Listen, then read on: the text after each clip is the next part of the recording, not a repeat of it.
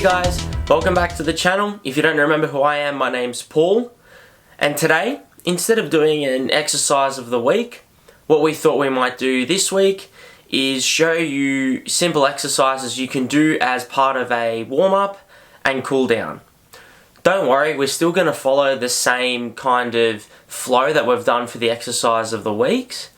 Only that instead of having that 5 to 10 seconds of a demonstration of the exercises, because we're going to show quite a few today, I thought it might be best if I can show them and talk at the same time. Hopefully you can learn just as much. So let's talk about reasons sort of behind warm-ups and cool-downs and why they're really important. I think it's important that most of us understand this, not just for our running sessions, but for our strength and conditioning sessions as well.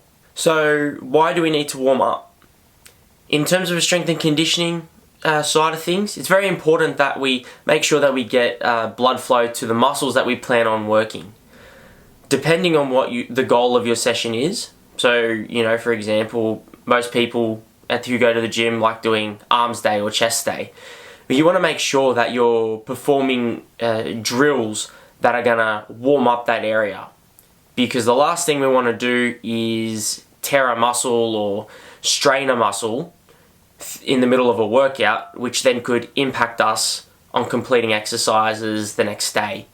In terms of a cool down, very important that we get our heart rate back close to baseline, but also that we remove any excess sort of byproducts, metabolically speaking, that might come about as a result of your strength and conditioning program.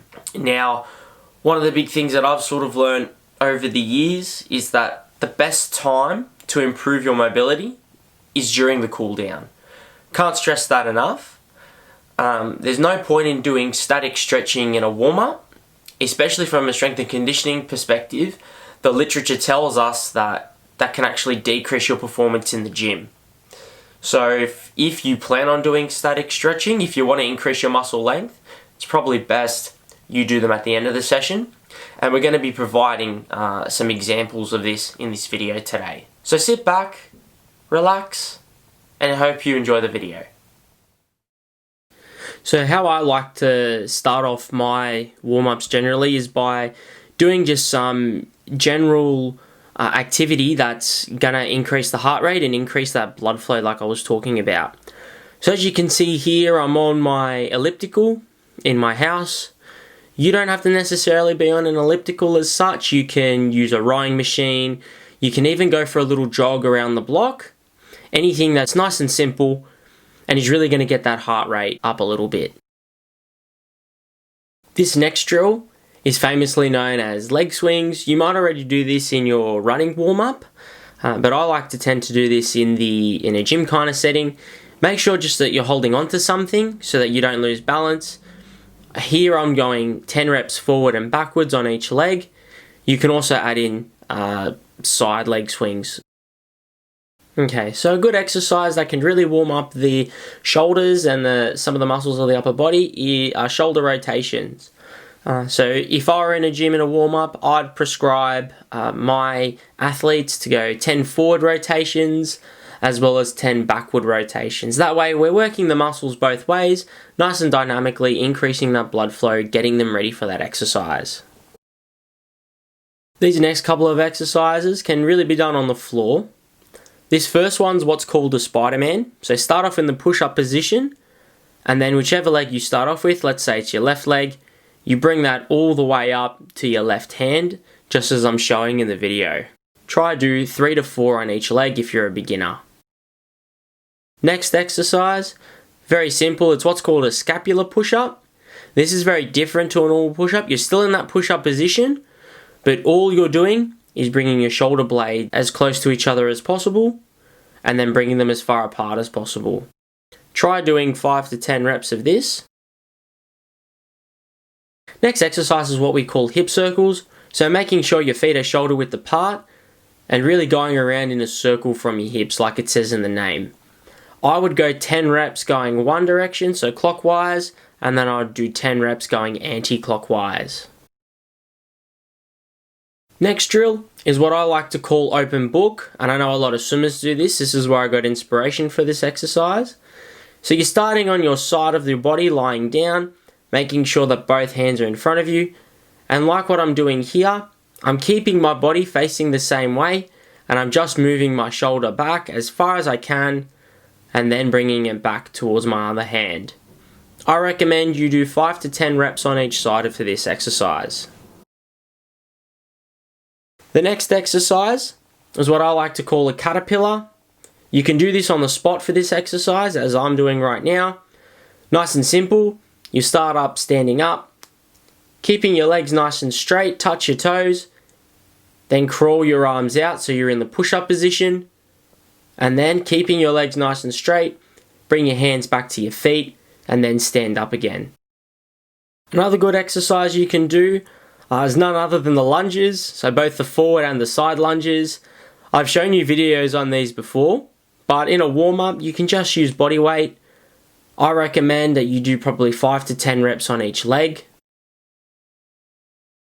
So this is what's called a cat to cow. It's a bit of a regression from the scapular push-ups, but you can always add it into your warm-up or cool down, wherever you find it necessary. So nice and simple, you're starting on your hands and your knees.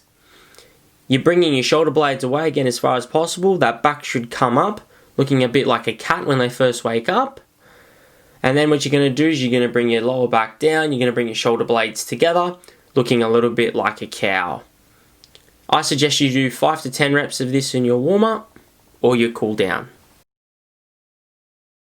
This next exercise is one of my favourite exercises. It's called knee to wall. So what you do is you first want to set up your feet so they're far away from the wall, just enough so that your knee can just touch the wall without the heels of your feet coming off the ground. It's very important we keep that heel off the ground because we want to stretch the calf muscle completely. Okay, and you simply bring your knee to the wall, slight touch, and then bring your leg back. Remember to do this exercise with both legs. I recommend you do 5 to 6 on each leg. So next, here come our static stretches. Again, like I said, you can incorporate these into a bit of a cool down if you feel it's necessary, but make sure that you speak to your strength and conditioning coach about this prior to doing the static stretching. First stretch we've got is a standing calf stretch. So make sure you've got a ledge, such as what I'm using, a ledge on my stairs. Make sure you're holding onto something as well. Right, you want to keep the balls of your feet firmly on the ledge, and then bringing the heels of your toes as low as possible. I recommend you hold this for about 1 to 2 minutes before moving on to the next exercise.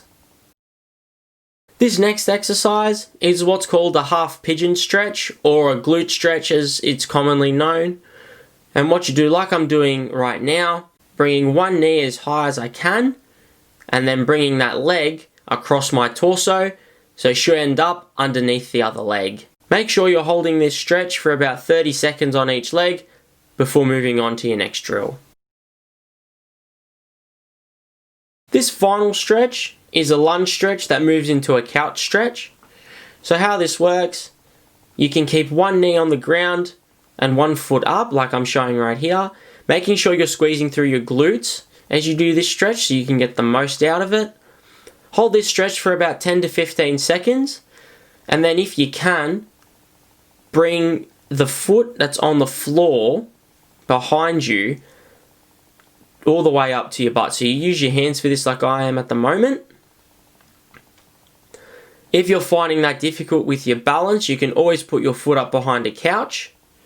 And again, do 10 to 15 seconds on each leg. So there you have it, guys. Hopefully you know by now a few of the exercises that you can do as part of your warm-up and or your cool down in your own strength and conditioning sessions. And we hope that you've learned 1 or 2 things that, you might not have known before. Keep up the running, guys. Hope to see you soon. Take care.